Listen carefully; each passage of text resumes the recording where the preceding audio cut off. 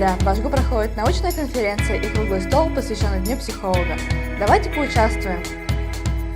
В конференции принимали участие студенты и опытные педагоги. Основными вопросами обсуждения были научные достижения и биографии великих русских психологов – Выготского, Лурии, Рубинштейна, Узнадзе и других. Было очень увлекательно, познавательно, интересно. Я получила очень хорошее впечатление и много полезной информации. Сегодня, 22 ноября, у нас состоялся круглый стол на День психолога. Это наш праздник. И сегодня выступали как студенты, так и преподаватели. Мы обсуждали разные вопросы, субкультуры, экстремизм и тому подобное, влияние интернета на людей.